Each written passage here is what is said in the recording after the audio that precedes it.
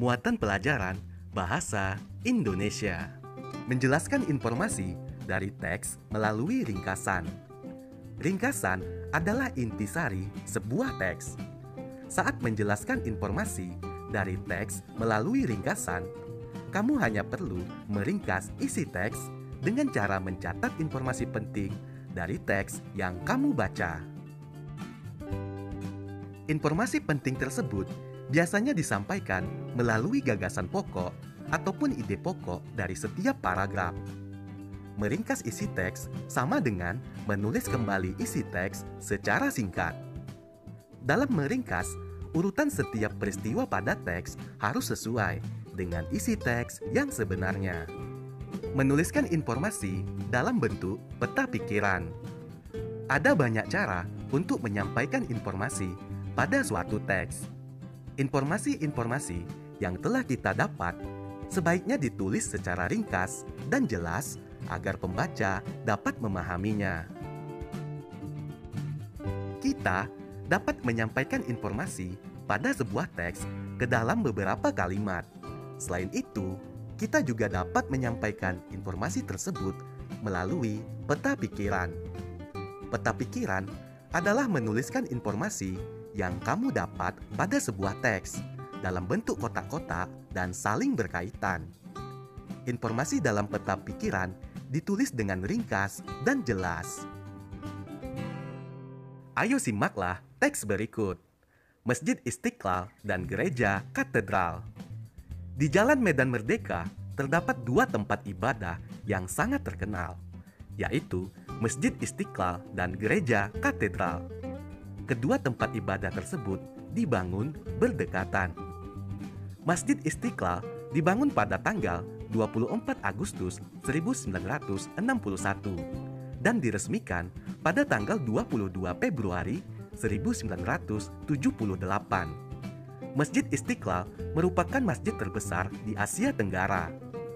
Pencetus pembangunan Masjid Istiqlal adalah Insinyur Soekarno.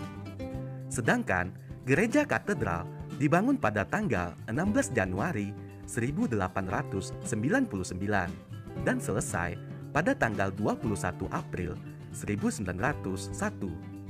Gereja Katedral diresmikan dan diberkati oleh Edmundus Syabradus Luypen. Umat kedua agama tersebut hidup rukun dan berdampingan. Hal ini mencerminkan sikap persaudaraan, persatuan, dan toleransi antar umat beragama di Indonesia. Setelah menyimak teks tersebut, sekarang ayo buatlah peta pikiran berdasarkan teks tersebut. Kamu bisa menuliskan peta pikirannya seperti contoh di bawah ini. Judul teks Masjid Istiqlal dan Gereja Katedral. Kemudian di bagian kiri, sejarah pembangunan Masjid Istiqlal dan Gereja Katedral. Kemudian pada bagian sebelah kanan, tujuan dan manfaatnya dari dibangunnya kedua tempat ibadah tersebut. Menuliskan gagasan pokok sebuah paragraf. Gagasan pokok adalah inti dari pembahasan pada sebuah paragraf. Dengan memahami gagasan pokok sebuah paragraf, kamu dapat memahami isi dari paragraf tersebut. Gagasan pokok terletak pada kalimat utama. Biasanya, kalimat utama sebuah paragraf terletak pada awal atau akhir sebuah paragraf. Muatan pelajaran PPKN. Menjelaskan sikap toleransi dalam keragaman. Toleransi adalah sikap saling menghormati antar sesama manusia. Sikap toleransi dapat mempererat hubungan dalam masyarakat. Sikap toleransi dalam keberagaman diharapkan dapat menjaga persatuan dan kesatuan bangsa. Berikut bentuk-bentuk toleransi dalam keragaman di Indonesia. Toleransi dalam keragaman agama, seperti menghormati orang yang sedang beribadah, saling menghormati dan bekerja sama antar umat beragama, menjaga kerukunan antar umat beragama, tidak memaksakan suatu agama kepada orang lain.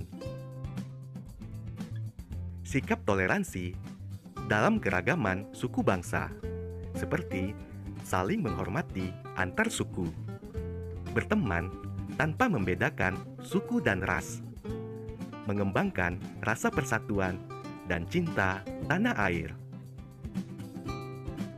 Selanjutnya, toleransi dalam keragaman budaya, seperti tidak mengejek budaya dari daerah lain, mau mempelajari budaya dari daerah lain, bangga terhadap budaya sendiri, melestarikan budaya daerah agar tetap lestari. Menjelaskan penerapan sikap toleransi dalam keragaman. Penerapan sikap toleransi di lingkungan sekitar antara lain sebagai berikut: menghargai perbedaan antar anggota keluarga, membantu ibu merapikan rumah, bermain dengan teman tanpa membedakan suku dan agama, belajar bersama adik atau kakak, menghormati teman yang sedang beribadah, melaksanakan tugas piket dengan baik, bertutur kata dan bersikap santun antar sesama, menyapa dengan santun saat bertemu tetangga, menghormati pendapat orang lain ketika berdiskusi, menaati peraturan yang ada baik di rumah, sekolah, maupun di lingkungan masyarakat. Muatan pelajaran, ilmu pengetahuan, sosial. Yang keempat, pertambangan. Kegiatan ini banyak dilakukan oleh masyarakat yang tinggal di daerah tambang. Misalnya, tambang pasir berada di sekitar aliran sungai atau pantai. Hasil dari kegiatan tambang tersebut seperti pasir dan kapur sebagai bahan baku bangunan. Kemudian, emas dan perak sebagai bahan dasar perhiasan, minyak bumi, gas bumi, dan batu bara sebagai bahan bakar, belerang sebagai bahan baku obat-obatan. Kegiatan ini biasanya melibatkan perorangan dan badan usaha. Bahan tambang bersifat tidak terbarukan, sehingga kegiatan dalam pemanfaatannya harus dilakukan dengan bijak. Kegiatan ekonomi yang kelima yaitu industri. Kegiatan yang dilakukan dalam industri berupa pengolahan bahan baku menjadi barang setengah jadi atau barang jadi. Industri biasa dilakukan di dalam pabrik. Barang yang dihasilkan memiliki kualitas dan nilai jual yang lebih tinggi dibandingkan bahan bakunya. Contoh industri yaitu pabrik makanan, minuman, konveksi, elektronik, dan otomotif.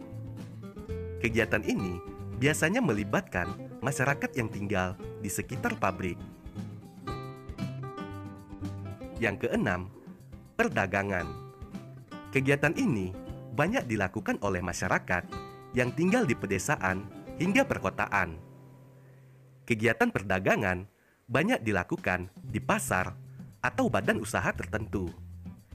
Tujuan dari kegiatan ini adalah untuk memberikan kesempatan bagi daerah yang memiliki sumber daya alam yang rendah untuk berkembang. Kegiatan ekonomi yang ketujuh adalah jasa.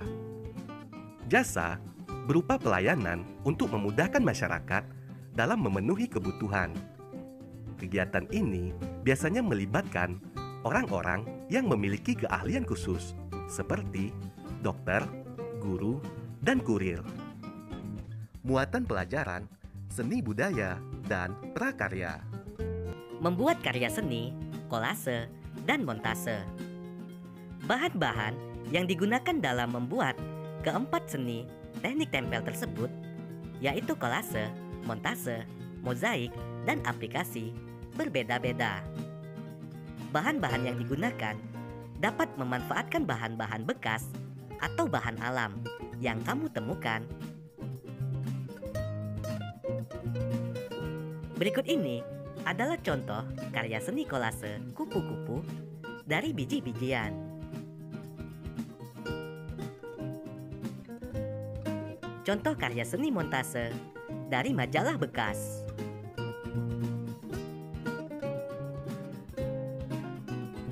Membuat karya seni aplikasi dan mozaik. Karya aplikasi dibuat dengan menempelkan suatu bentuk dari bahan tertentu. Karya seni mozaik terbuat dari berbagai macam bahan dan warna-warna berbeda yang dipadukan menjadi sebuah gambar yang indah. Berikut adalah contoh karya seni mozaik dari potongan kertas.